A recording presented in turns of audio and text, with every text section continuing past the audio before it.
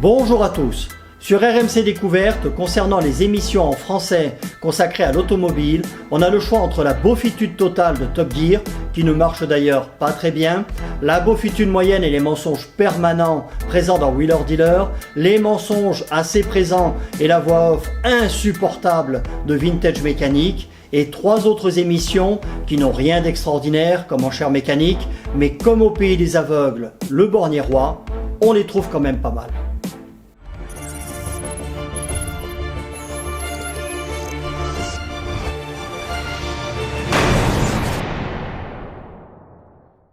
La saison 1 d'Enchères Mécaniques avait super bien marché, tant en première diffusion qu'en rediffusion. Des chiffres d'audience au-dessus de ceux espérés, des épisodes qui nous coûtaient presque rien à tourner. La saison complète avait été tournée en 4 semaines avec une équipe minimale. Bref, tournage ultra rapide pour un coût réduit et un bon succès d'audience. L'émission avait tout pour plaire à la chaîne et enchaîner sur une seconde saison plus fournie. Toutes les infos que j'avais indiquaient qu'il y aurait une saison 2 qui serait tournée toujours All Star Garage avec la même équipe en octobre 2021 et avec davantage d'épisodes. Ce qui aurait été logique car lorsque la saison 1 d'une émission marche bien, on enfonce le clou rapidement avec une saison 2 plus fournie avant que les téléspectateurs ne passent à autre chose. Et là, voyant la date de la dernière vente aux enchères de l'année où All Star Garage approchait, je me suis un peu inquiété, surtout qu'il avait été question dans mes échanges avec Maxime Lepicier que la chaîne m'invite sur le tournage pour en filmer le making-of. J'active mon réseau, je passe une vingtaine de coups de fil, envoie des SMS et partout, sauf chez Warner Bros Télévision ou de la part de l'agent de Philippe Lelouch qui n'ont pas jugé utile de me répondre ou me recontacter, j'ai eu la même réponse, ça ne se fera pas cette année. Je voudrais d'ailleurs au passage remercier Florent Meunier, avec qui j'ai passé un bon quart d'heure au téléphone et qui a été très disponible pour me répondre et me parler de son métier sans faire de langue de bois. Merci Florian.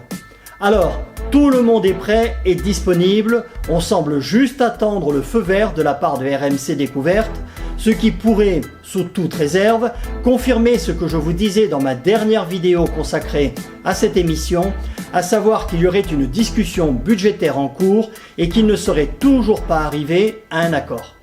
Après celle d'octobre pour laquelle c'est plus possible maintenant de tourner, la prochaine vente aux enchères au All Star Garage aura lieu en avril 2022.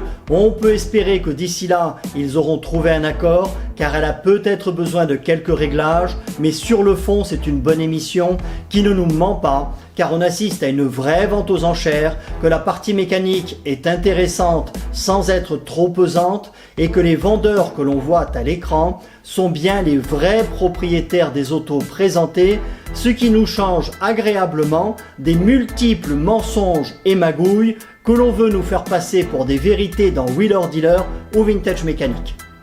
Je vous tiendrai bien entendu informé dès que j'aurai de nouvelles infos.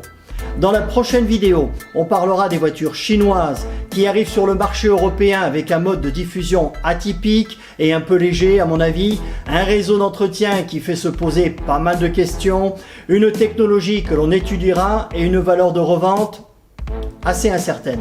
On se demandera aussi pourquoi certains youtubeurs ne tarissent pas d'éloges à leur rencontre et évitent d'aborder les sujets qui fâchent.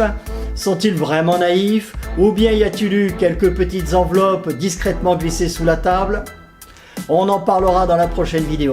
Je vous dis à très bientôt sur Vertigo 30, la petite chaîne qui n'hésite pas à mettre les pieds dans le plat et aborder les sujets tabous. Salut à tous.